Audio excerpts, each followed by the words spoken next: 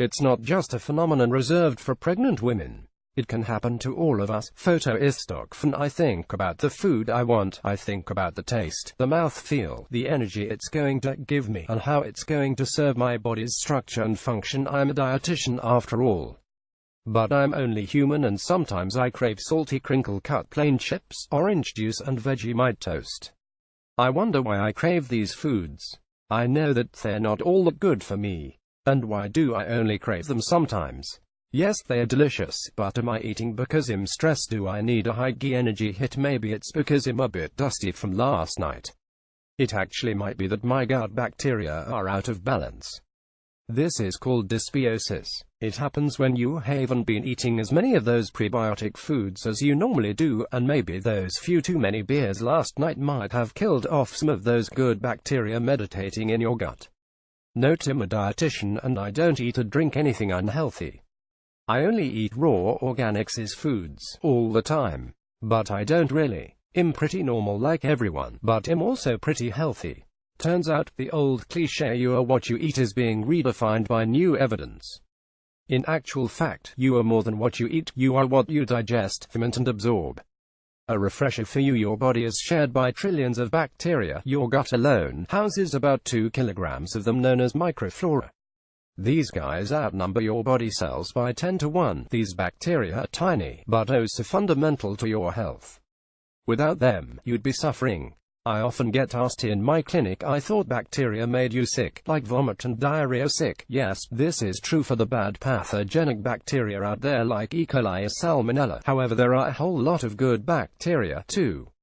So your gut bacteria living in your intestine right now, touch your belly button, they're just under there, they may be influencing your food cravings. There is a growing body of scientific evidence to support this. Research has found that people who crave chocolate have microbial breakdown products in the urine that differ from those who don't crave chocolate. So, chocolate lovers may have altered gut bacteria, which could be causing those sugary cravings. Mind blown. You can curb those cravings though. Here are my top 5 tips for healthy gut bacteria and a healthier weight. Point 1.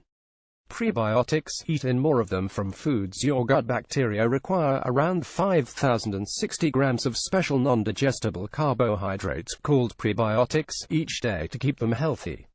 Prebiotics occur naturally in foods such as leeks, asparagus, chicory, artichokes, garlic, onions, wheat, oats and soybeans. Point 2.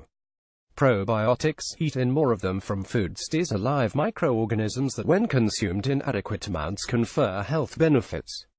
Probiotics are found in fermented foods such as yogurt, kefir, sauerkraut, kimchi, miso soup, soft cheeses and tempeh. Point 3.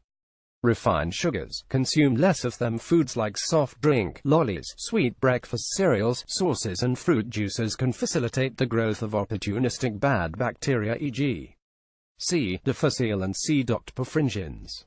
Best to keep your intake of these food and drinks low. But maybe you crave them, which causes more bacteria that makes you crave them. Start by limiting them and working on the above 2 tips. Point 4.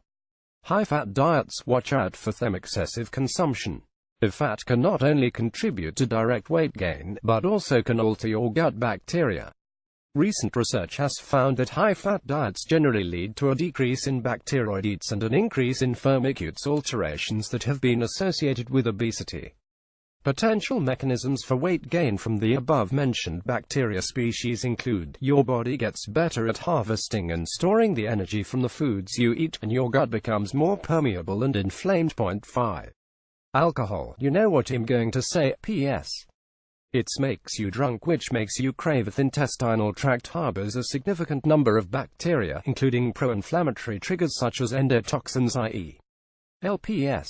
Alcohol consumption can cause systemic whole-body inflammation in 2 ways. It changes the gut bacteria composition and/or function, aka dysbiosis, which results in an increased production of those pro-inflammatory toxins, and it disrupts the gut's intestinal barrier, which ends up letting more of the inflammatory endotoxins into the systemic circulation. Best take it easy. Josh Reed is a dietitian and the founder of Reed Nutrition, Byron Bay. Learn more about Josh